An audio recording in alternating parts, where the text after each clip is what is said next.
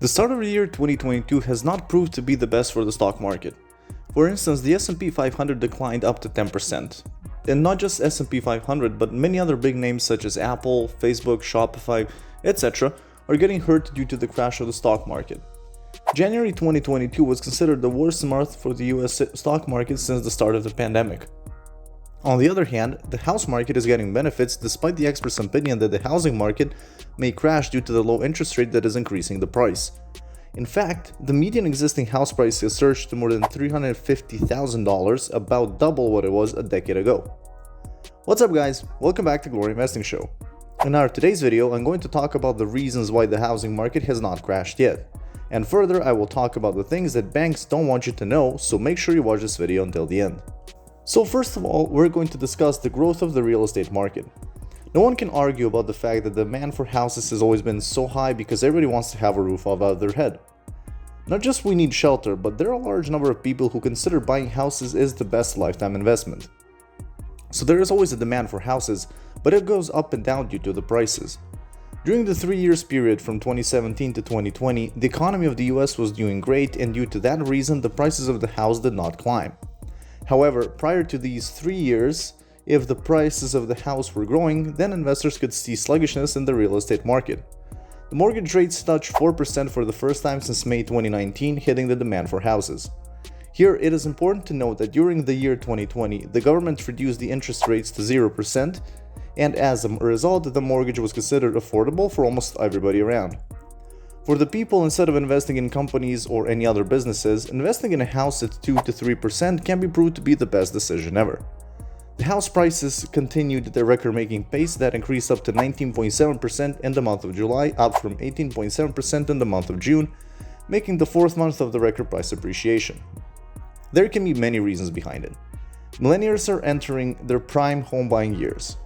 Many renters are considering avoiding rent and owning a home. The upsurge in the home prices give the house owners many options, such as drawing cash out to refinance on their house. This equity can be used to pay down the high interest debt or for house renovation. Now the experts are predicting that if the interest rates go high, then simultaneously the demand for the houses will decline, but luckily the rates were kept almost at 0% from the last 2 years. But the rates of mortgage are now a bit more than they were 2 years before. You should understand the theory. When the interest rates go up, it means that people have to buy higher monthly payments, which every person cannot afford. So it reduces the demand and the prices of the houses in the market. Let me tell you that the Fed's chairman Jerome Powell has stated that the central bank is planning to increase the interest rates this spring. But there are uncertainties in it due to the reason that Federal Reserve does not do what it says. And sometimes it makes a fake statement to avoid any confusion in the market. Reports suggest that the industry titans like Zillow have increased their projected home prices growth rate for 2022 up to 16.4%. According to one report, Zillow determined earlier in January that even that rate was too conservative. They now estimate the year-over-year to peak at 21.6% in May. Here, it is important to note that the total value of the private residential real estate in the United States increased by a record $6.9 trillion in 2021 to $43.4 trillion. So, the question is, if the rates go up, will the market crash? I personally don't think so. After the crash back in the year 2008, the houses supplied went down immediately, which kept the house prices rising slowly. Here, it is important to note that the report published by the New York Times suggests that over 6 million existing homes were sold in 2021, which is the highest number since 2006. However, the pandemic situation just demolished whatever was left of that supply chain. However, 2 years have been passed and we're still in the pandemic situation. You might also want to know that the supply chain has not improved yet.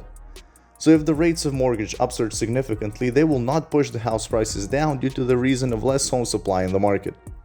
According to a research report, more than 90% of the companies which are involved in house construction are struggling with supply chain problems. In order to build a house, companies have to import material from many places, and a closed factory in one of the regions can create big trouble. I would say that the lack of availability of the material may cause delays, increase the input cost, upsurge the house price, and also may take more time to build a house as compared to the past when things were going great. However, companies are considering solving this issue by reshaping the supply chains and the relocation of their factories towards the final products. But it also may take some time. There are also some of the other factors that might increase the house prices, such as companies and many other businesses are purchasing houses to rent. Here, it is worth mentioning that the data says that corporations and other businesses buy 20% of the houses in the market, and that adversely impacts the supply of the houses in the market. Residential properties bought by corporations or institutions hit the record number of almost 68,000 properties in the second quarter of the last year, according to the data of Redfin. If we compare it to 2020, that is a twofold increase. There is another significant factor, that is inflation. Let me give you an example that if the homeowners know that their house prices will be much more in the coming future, then they will most probably not sell their house, and that means that it will reduce the supply of houses in the market, and this will keep upsurging the prices of the houses.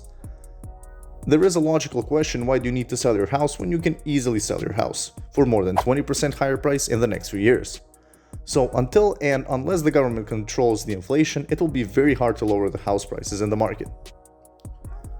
Now, why has Federal Reserve not increased the interest rates yet?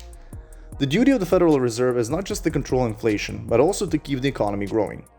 Many experts are saying that if the Fed increases the interest rates dramatically and reduces the demand much, it will lower the economic pace.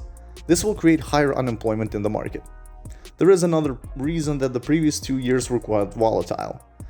When the scientists and doctors introduced the vaccine in the market, all countries thought that it would completely solve the problem, and that has not just happened. One of the problems that happened, not everyone was agreed to get vaccinated, and it was very hard for the government to convince all people. Let me tell you that the second problem was that the new generations of the virus kept coming, and that affected the economy and normal life of people. Now, the new vaccine that are coming into the market are creating more uncertainties that previous vaccines were not strong enough to protect the people from the virus. And those people who are already vaccinated will have to be revaccinated, and this means that we cannot get rid of this virus entirely.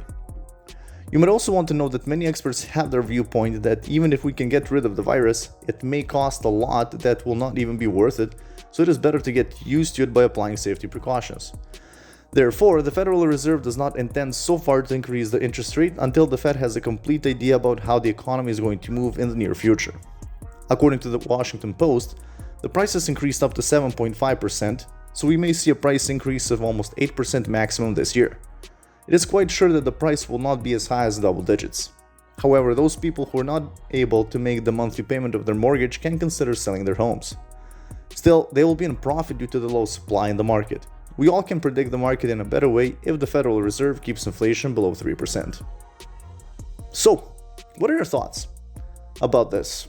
Let me know in the comment section below. And don't forget to share this video with your friends and family. And that would be all for today's video, and thank you for watching it. If you found this video helpful, smash that like button, and I will see you in the next one. Take care, stay tuned.